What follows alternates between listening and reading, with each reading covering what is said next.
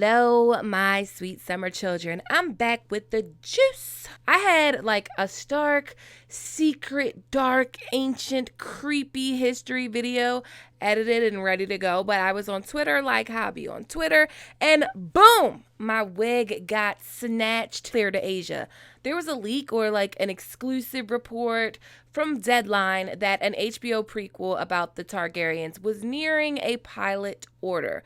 You know I love the Starks, but deep down, it's House Targaryen all day, fire and blood. So apparently, this prequel that is being worked on by Ryan Condal and George R.R. Martin is set 300 years before Game of Thrones, and it's going to focus on the Targaryen Westeros, from dominance to decline. Now, I'm all interested in Bloodmoon and everything White Walker and Children of the Forest and House Stark, but if we can't have both, I think I'd much rather have House Targaryen history. I'm sorry, not sorry.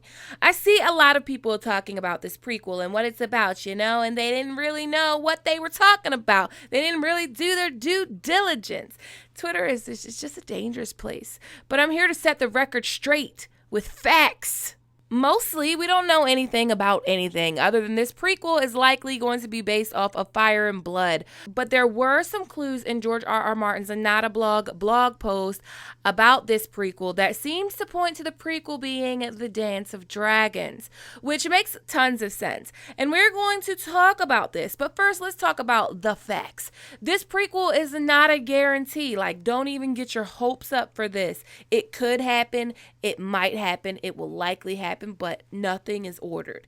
This prequel is nearing a pilot order. A pilot hasn't been ordered. And after they order a pilot, tons of work goes into making this pilot. They have to cast it. They have to find locations. They have to film it. They have to do post-production. And then when the executives at HBO look at it, they have to say, okay, I want to order a series. So George said he's seen some of the post work that was done for Bloodmoon and it's looking great. He also said that just because this one might get greenlit doesn't mean that Bloodmoon is going to be shelved. He also seems to think that they could end up with 2, 3, maybe 4 prequels. So I wanted Targaryen history all along. I wish they would write Fire and Blood volumes 1 and 2 and that would be what this prequel is about. The whole entire history of the Targaryens. Because outside of A Song of Ice and Fire, but inside a Westeros universe, all of the written material is about House Targaryen. George has written more about House Targaryen than anything else. Targaryen history at a glance is massive, and it's filled with power struggles and shifts and death and love and mystery and dark magic and betrayals and wars and battles and beautiful people and, yes, dragons. So I'm going to use the evidence and make a hypothesis on what this prequel is going to cover.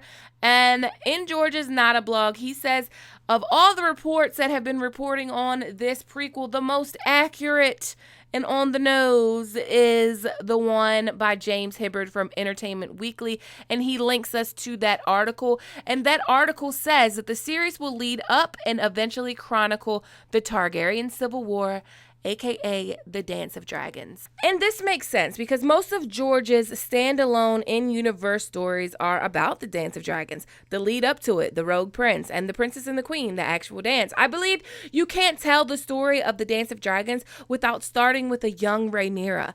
Actually, I would say at least starting at the Great Council of 101. Like, that would be like the perfect starting point because that is definitely something that led to the Dance of Dragons.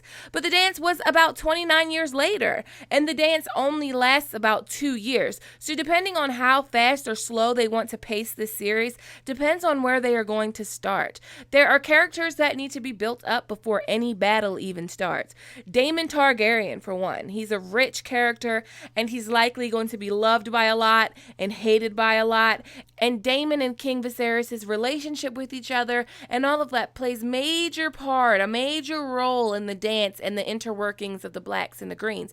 Daemon is a big piece of the puzzle, and so is Rhaenyra. Rhaenyra's love life and her relationship with her father and her relationship with her uncle Daemon. All of these are very, very, very important to how things will play out. And there are also all these other factors like her children's relationships with her brothers by Queen Alicent. That is very important. Queen Alicent and Sir Otto Hightower are very important. These are all things that need to be established way before Viserys dies, at least in my opinion. Because if you look at it from my standpoint, the dance only lasts about 2 years. The entire 8 seasons of Game of Thrones is about 5 to 6 years, and we don't want any rushing. So George, in the Nada blog, he said there's a Bible and a script for this show. This show having a Bible excites me because that means they are taking this shit serious. This is probably going to get greenlit for a pilot. A series Bible is basically an outline, like a reference guide that shows you that your show has longevity. A series Bible will have character bios, future episodes, season arcs, the structure of everything, the tone, the style of everything, the franchise potential. So Ryan ain't playing around. He's trying to create the next Game of Thrones, and the Targaryen history is the way to go. It has everything that Game of Thrones had. So you like House Targaryen and the dragons, you're going to get plenty of them. Plenty Targaryens, plenty blonde-headed Targaryens, silver-headed, golden-headed, whatever you call them, Targaryens, and some pretty badass dragons. You couldn't handle Daenerys? Well, wait until you meet Prince Daemon. Wait till you meet Prince Daemon Targaryen. My God. Or Rhaenyra, for that matter. Like, it's going to be chaos. This is going to be chaos. You like Cersei? Meet Queen Alicent Hightower. Was Tywin your jam? Well, meet Sir Otto Hightower. Also, my favorite non-Targaryen character from Fire and Blood, the Lord of the Tides and Driftmark, will be up in that piece, Corlys Velaryon, the Sea Snake. The Sea Snake and House Velaryon are of Valyrian descent, and they were not featured on Game of Thrones, but the badassery cannot even be summed up in this video. I need to do like a single dedicated video to Bay, because Bay is the Sea Snake, and like, yeah, I just need to do a video just solely on him and his badassery. But the dance has big battles, dragon battles, backstabbing, betrayals, houses rising to power, treachery, adultery, all kinds of madness.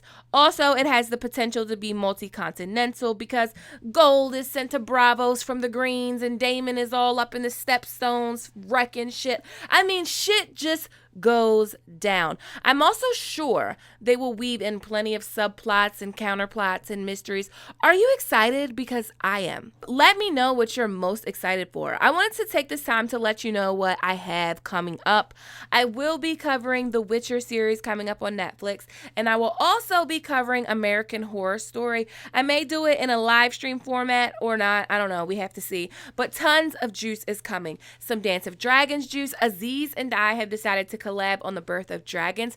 We're going to be talking, basically debating this theory that Mirri Maz Duur really wasn't evil. And of course, as always, Creepy October is coming. As you know, we've done it every October since I started my channel, and we're not going to stop now. As always, thanks for watching. Thanks to everyone that supports me on Patreon. If you like this video, please give it a thumbs up. Please click that subscribe button, hit that notification bell, and join the Sweet Summer family. Okay, my sweet summer children, have a good day.